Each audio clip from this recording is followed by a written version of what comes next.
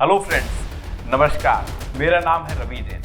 आज मैं आपको बताऊंगा 10 ऐसे रीजन जिनकी वजह से टीना डाबी IAS टॉपर बनी। Let's turn to a story. The 22-year-old Delhi girl Tina Dabi has topped the All India Civil Service exams. Let's begin. First, strong academic background from beginning. किसी भी एस्पिरेंट का जो past होता है हमेशा उसके present को इन्फ्लुएंस करता है। टीना डाबी शुरू से ही एकेडमिक फील्ड में स्ट्रॉन्ग रही।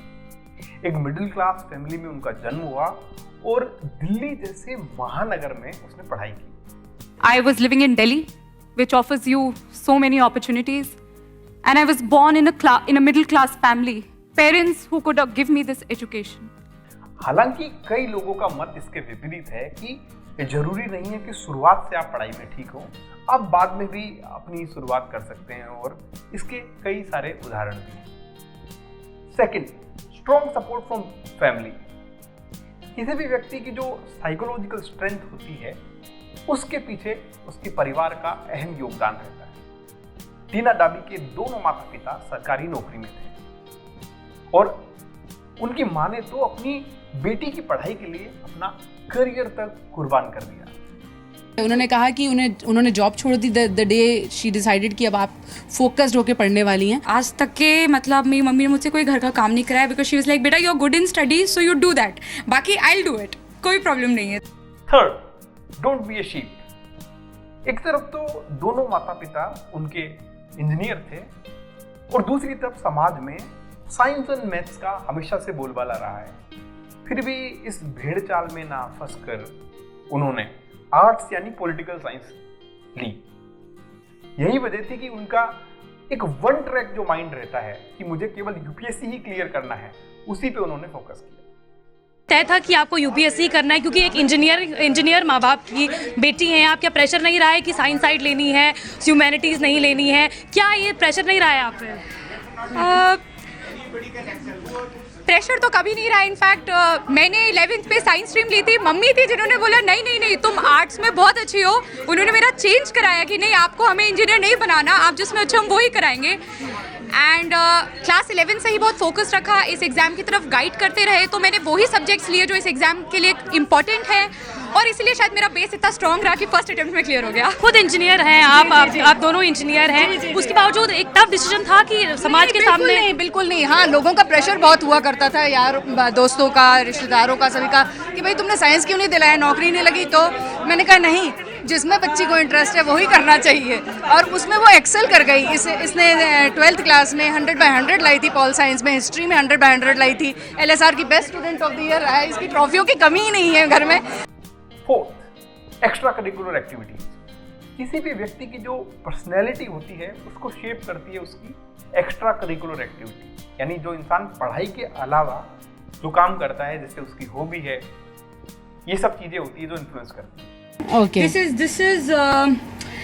Is a debating award. Okay, this is for youth parliament में मैं डिप्यूटी स्पीकर थी, उस चीज का है। ओके, तो डिबेट्स जो है वो आपका कोर एरिया रहा है। डिबेट्स एंड हाँ, model United Nations and youth parliaments, yes, ये आपका कोर एरिया है। अब यहाँ पर अवार्ड्स जो है वो भी ये दिखा रहे हैं कि डिबेट्स से भरा हुआ है, right from school to college and then there on. घर में कितनी डिबेट करती हैं? इंडिविजुअली डिसाइड करता है। मैं खुद स्टूडेंट पॉलिटिक्स में रही हूँ। मैं अपने कॉलेज में आई फॉट स्टूडेंट यूनियन इलेक्शंस। यहाँ मधुबनी पेंटिंग्स भी हैं। हम आपको बता दें कि ये जो मधुबनी पेंटिंग इस दीवार पर लगी हुई है ये भी टीना ने बनाई है। लेकिन टीना, ये मतलब कब मिलता है टाइम ये सब करने के लिए? ये यूपीएससी के टाइम उतना नहीं मिल पाया, ये उसके पहले की है, but this is one hobby जो मुझे बहुत बहुत बहुत रिलैक्स करती है। ये तो थे उसकी लाइफ एंड बैकग्राउंड के कुछ रीजंस। अब देखते हैं कि उनका एग्जाम का सफर कैसा रहा। Discipline, persistence, rigorous schedule, focus, patience, ये केवल 5 शब्द नहीं है, ये पिलर है, ये फाउंडेशन है जो किसी भी मुश्किल से मुश्किल एग्जाम को क्लियर करने के लिए बहुत जरूरी है। अब ये बहुत वेरी करता है, कभी 10 घंटे पढ़ा, कभी 8 घंटे पढ़ा, कभी 14 घंटे भी पढ़ा रिक्वायरमेंट के हिसाब से, बट जी एवरीडे पढ़ाई करी और 8 घंटे तो मिनिमम पढ़ाई करी मैंने एवरीडे। ठीक है, तो अपने बाकी जो लोग हैं जिन्होंने साथ में तैयारी की होगी, कई सभी को पता है सिविल सर्विसेज इंडिया की सबसे टफेस्ट एग्जाम है, बट अगर फोकस्ड रहें, डिसिप्लिन रहें, हार्ड वर्क करते रहें, तो आई थिंक मैं खुद ही के लिए अब एग्जाम्पल बन, क्योंकि it was not impossible, it was very very possible to crack this exam. 6. Back to basic, strong foundation. UPSC की कोई भी स्टेज हो, चाहे वो प्रीलिम्स हो, चाहे वो मेंस हो, चाहे वो इंटरव्यू हो, अगर एक तरीका है जो आपको घनघोर लहरों से डूबने में बचाएगा, वो आपके हैं concept, strong command over subject. किया जो नहीं करते हैं अगर मैं कुछ कह सकती हूँ कि मैंने कुछ अलग किया है, तो वो ये है कि शायद मैंने अपने फाउंडेशंस, बेस बहुत स्ट्रॉन्ग किया। मैंने क्लास 11 से ही वो सब्जेक्ट चूज़ कर लिए थे जो मुझे इस एग्ज़ाम में हेल्प करेंगे। काफ़ी पीयर प्रेशर था कि मैं साइंस स्ट्रीम ही लूँ, बट मैं जिसमें अच्छी थी मैंने उसी को परस्यू किया, मैंने ह्यूमैनिटीज़ ली। एंड उस वजह से जो इस एग्ज़ाम की रिक्वायरमेंट थी, जो सब्जेक्ट्स की रिक्वायरमेंट थी, उन्हें मैंने बहुत स्ट्रॉन्ग किया। मैंने ग्रेजुएशन भी उसी सब्जेक्ट में की जो मैं सब्जेक्ट परस्यू करना चाहती थी सिविल सर्विसेज में। तो मुझे यही लगता है कि मेरा जब बैकग्राउंड इतना स्ट्रॉन्ग था, तो ये शायद दूसरे कैंडिडेट से थोड़ा अलग होगा। 7. Survival of smartest. कितना पढ़ना है, कहाँ से पढ़ना है, अगर ये बारीकियां समझ गए तो ये जो सफर है आसान हो जाए। अगर सब कुछ पढ़ने लगे तो केवल पढ़ पाओगे पर एग्जाम नहीं निकाल पाओगे। यानी इंटरेस्ट के हिसाब से नहीं पढ़ना है, जो अच्छा लगे वही पढ़ रहे हैं, एग्जाम की डिमांड के हिसाब से पढ़ना है। तो खुद को यूपीएससी में सरवाइव करने का यही तरीका है। ये कि एग्जाम की रिक्वायरमेंट क्या है एंड वो प्रिपेयर करना चाहिए। जब वो हो जाए उसके बाद फिर बाकी चीज़ें देखनी चाहिए। Newspapers, current affairs, do they help? अरे 70% of the paper is newspapers and current affairs. Clue आप लोगों को मिल रहा है बातों बातों में। 8. Stay organise. इस एग्जाम का सिलेबस अपने आप एक महासागर जैसा है, जिसका दूर दूर तक कोई किनारा नहीं दिखता, जहां कोई फिक्स सोर्स नहीं है, जहां बुक्स का, नोट्स का प्रॉपर ऑर्गेनाइजेशन हमेशा जरूरी है। चाहती हूँ कि आप ये जो आपका कमरा है इसको आप खुद एक्सप्लेन करें। व्हाट डू यू डू, कहाँ क्या रखा है? आई थिंक कमरा बहुत ही ऑर्गेनाइज्ड इसलिए है क्योंकि ये एग्ज़ाम डिमांड करती है कि इतनी सारी डिफरेंट चीज़ें पढ़नी पड़ती हैं। तो अगर सब एक ही तरफ रखा हो तो मुझे कभी कुछ मिलेगा ही नहीं। सो सब डिफरेंट है। फॉर इंस्टेंस ये पूरा मैंने फॉरेन पॉलिसी का बनाया क्योंकि इंटरनेशनल रिलेशंस मेरा ऑप्शनल रहा, तो उसका एक अलग सेक्शन बनाया। करंट अफेयर्स एक एग्जाम के लिए बहुत इंपॉर्टेंट है, तो ये पूरा करंट अफेयर्स से ही रिलेटेड था। देन से किताबों में हो गया काम? नहीं, this is just one subject. They're like this, that. Yeah. And this was my study. So I used to sit here. And मैंने नोटिस बोर्ड काफ़ी लगा, आपने देखा है वहाँ पे भी लगा है, यहाँ पे भी लगा है, बिकॉज रैंडम थॉट्स आ जाते हैं and then you forget them after while, because इतनी सारी चीज़ें तो याद रखनी। You used to clip them? या टोटली जो जनरल स्टडीज़ है। ये जनरल स्टडीज, इतनी सारी जनरल स्टडीज हैं। ये हिस्ट्री में भी ancient, medieval, modern, world history and art and culture. ये पॉलिटी है, ये साइंस है। साइंस का कोना बड़ा छोटा है क्योंकि साइंटिफिक नॉलेज मुझे ज़्यादा नहीं है, तो साइंस, वो इकोनॉमिक्स और वो नीचे ज्योग्राफी। मोटिवेशन, अगर सफ़र जो है वो लंबा हो, हर छोटे छोटे रास्ते में, तो ये डाउट आना स्वाभाविक है, जरूरी है कि आता ही है कि क्या ये सब रास्ते मुझे उस मंजिल तक ले जाएंगे या नहीं ले जाएंगे। What really sailed me through these stormy days of preparation were two things: persistence and perseverance.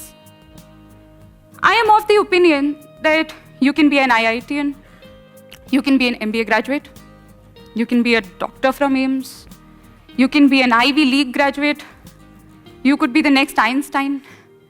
But what really sails you through this examination is the ability to go through that monotonous routine, that rigorous routine of studying 8 hours every day, to somewhat not break that cycle, to still go through those long stretch of hours on a daily basis. What sailed me through was the desire to prove what I was truly capable of.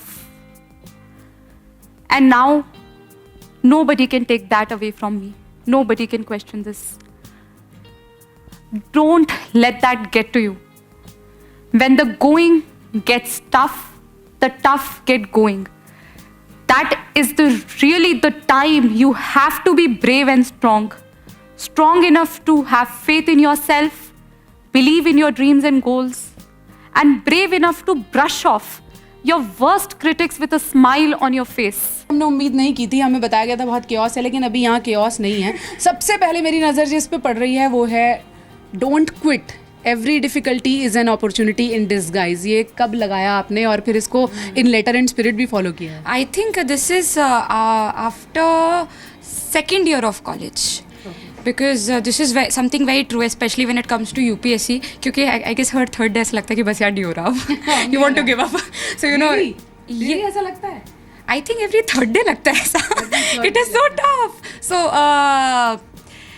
this is something, क्योंकि मैं यहाँ बैठ के पढ़ती हूँ या मैं यहाँ बैठ के पढ़ती हूँ, तो this is something कि जिस पर नज़र पड़ती है कि नहीं करना है, do it. मैं जो मैंने पॉलिटिकल साइंस पढ़ा तो मुझे पता चला there is something known as the TINA factor. फिर TINA factor is there is no alternative. और ये यूजुअली तब यूज़ होता है जब भी कोई सिचुएशन हो जिसमें एक ही ऑप्शन है और आपको वही करना हो, चाहे वो आपको अच्छा लगे या ना लगे. तो ये उन सिचुएशंस के लिए एक बना हुआ है टीना फैक्टर. यूपीएससी आपने वैसे ही क्रैक किया? अब लगता है. And last but not the least, once a hard worker, always a hard work. जो हार्ड वर्क होता है, जो एक्सीलेंस अचीव करने की जो तलब होती है, वो नशे की तरह होती है. एक बार जो आदत डल गई या तो आती नहीं है, और अगर आ जाए तो जाती नहीं है. तो रीना डाबी ने आईएएस में नहीं बल्कि लवासना की जो ट्रेनिंग होता है वहां पर भी टॉप किया और गोल्ड मेडल लिया. Back to square one. The rigorous schedule of doing hard work, of being sincere, of being dedicated to a cause was back, because here I again had to face competition from the cream of the country. Now, you know, I was just like most of you, right out of Delhi University, with not much experience of the real world, with absolutely no work experience. And here I was competing with MBA graduates, with IIT engineers, with doctors. What will happen to a mere political science graduate like me? I had to compete in subjects like management, like economics, जिसमें मैं उतनी अच्छी नहीं थी. So how do I do? I used to spend long hours कि कैसे कुछ तो आ जाए. I used to take help from my batchmates. I used to take help from the faculty, so that even if I can't be the best in those subjects, which I can't because I'm not an expert of them, I at least don't lag far behind. I used to look for my strength points. I'm good in law, I'm good in pol science, I'm good in history, or even focus on subjects which are usually ignored, like say language subjects like Hindi. I used to work for them. How do I maintain my rank? Capable of this. And then, yes, the moment of truth came, and I secured the first rank in the order of merit.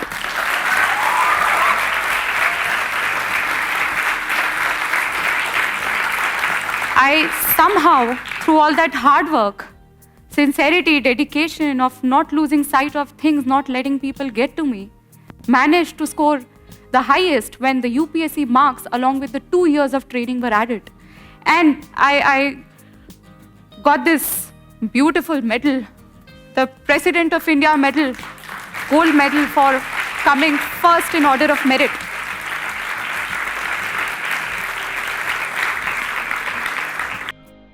उनके हिसाब से IAS का role क्या है, जानते हैं उन्हीं के शब्दों में. Somehow I feel that efficient civil service can be considered to be the highest form of social activism. Because social activism probably, you know, begins by activating the surroundings, the people to some social cause. The civil service does much more than that. It not just activates you, it brings tangible outcomes, results when a government program or policy is executed perfectly.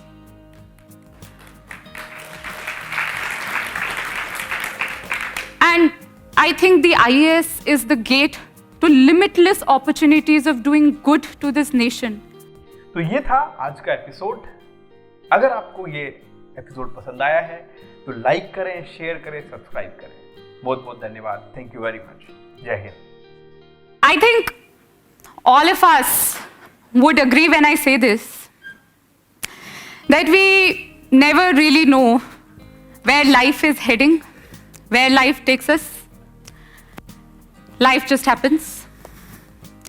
Back in 2016, I had no idea that one fine day I'll wake up and I'll find myself to have topped one of the most toughest and competitive exams in India. It was just unbelievable that so much of good fortune was bestowed on me by God.